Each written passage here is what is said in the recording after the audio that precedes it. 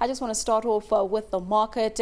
Looks like it doesn't want to cross over that 4,200 level mark. What do you make of the momentum we are seeing currently on the market? I think it's only a matter of time before we get there.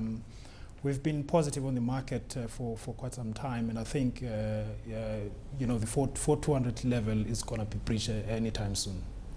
Let's cross over to the currency space. So we have the CBK hasn't been mopping up liquidity quite significantly, as we have seen over the past couple of months or so, with some analysts really worrying about the relationship between the excess liquidity currently in the market and the exchange rate. Some saying that the weakness in the shilling is probably prompted by the excess liquidity we are seeing in the market right now. Do you share that view?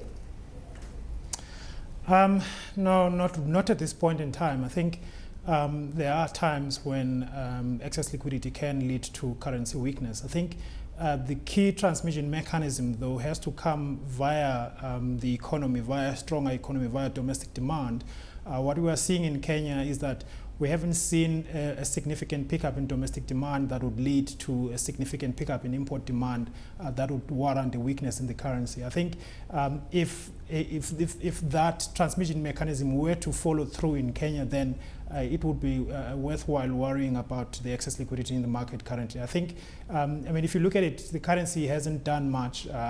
It's currently trading around 85.60, as you said earlier on, having been at 83 for most of the last 4 months or so.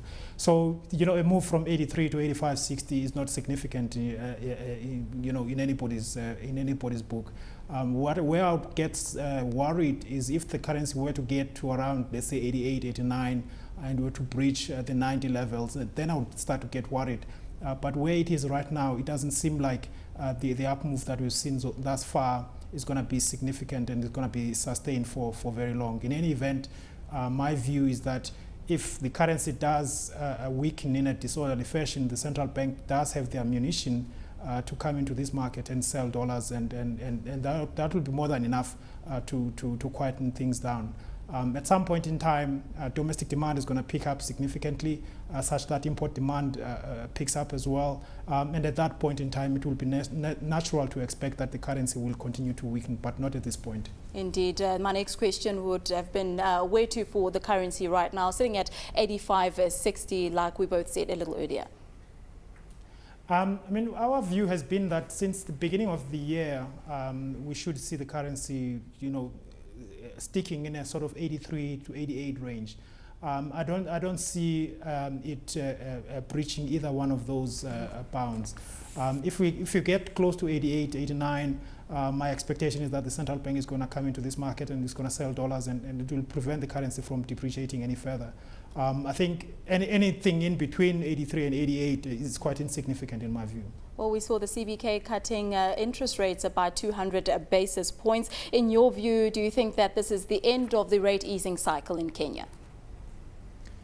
Not quite. I think there is still a significant scope for the central bank to ease the monetary policy stance. If you look at where inflation is right now at 4.1%, you look at where the CBR is being at 11%.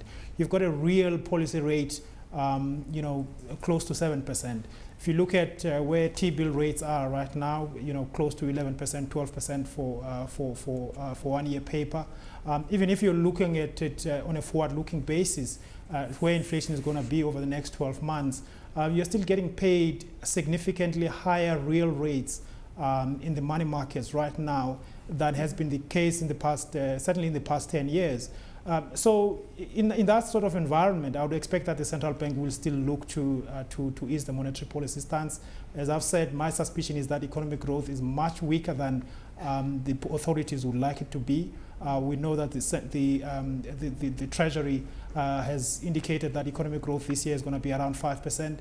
Given the fact that in the first half of the year, economic growth was about 3.5% on average, it's very difficult to see how there is going to be a significant pickup in the second half of the year that will make sure that we get to 5%. You know, despite that, if 5% is the sort of level that the authorities are looking for, certainly with the current developments, it doesn't look like that's going to be achieved unless monetary policy is quite significantly, and perhaps even fiscal policy is significantly.